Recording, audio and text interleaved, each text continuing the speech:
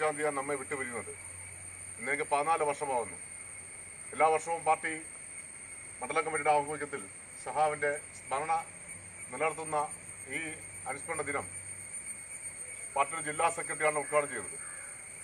ഇത്തവണയും സഹാവിൻ്റെ അനുസ്മരണം പാർട്ടിയുടെ ജില്ലാ സെക്രട്ടറി സഹാവ് മാങ്കോട് രാധാകൃഷ്ണൻ അനുസ്മരണ യോഗം ഉദ്ഘാടനം ചെയ്ത് സംസാരിക്കാൻ വേണ്ടി ക്ഷണിക്കുകയാണ്.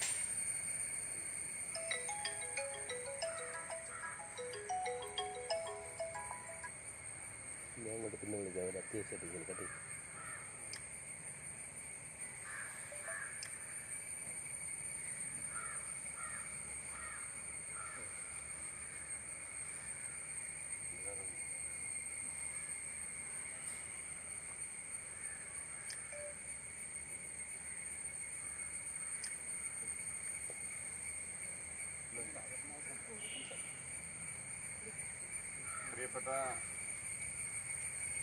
സഖാക്കളെ, സുഹൃത്തുക്കളെ, സഖാവ് കെ നമ്മെ വിട്ടുപിരിഞ്ഞിട്ട്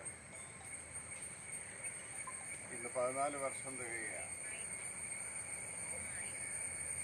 തിരുവനന്തപുരം ജില്ലയിലെ പ്രത്യേകിച്ച് നെയ്യാറ്റിൻകര താലൂക്കിലെ കമ്മ്യൂണിസ്റ്റ് പാർട്ടിയെ സംബന്ധിച്ച് ഒരിക്കലും വിസ്മരിക്കാൻ കഴിയാത്ത നേതാക്കന്മാരുടെ പട്ടികയിലെ പ്രമുഖനാണ് സഖാവ് കെ.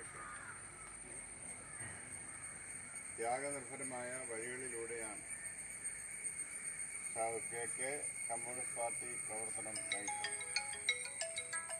കമ്മ്യൂണിസ്റ്റ് പാർട്ടിയിലേക്ക് കടന്നു വരുന്നത് തന്നെ പ്രയാസമായിരുന്ന ഒരു കാലഘട്ടം. കമ്മ്യൂണിസ്റ്റ് എന്ന് പറഞ്ഞാൽ സമൂഹത്തിലെ പലരും അവജ്ഞയോടെ കണ്ടിരുന്ന ഒരു കാലഘട്ടം.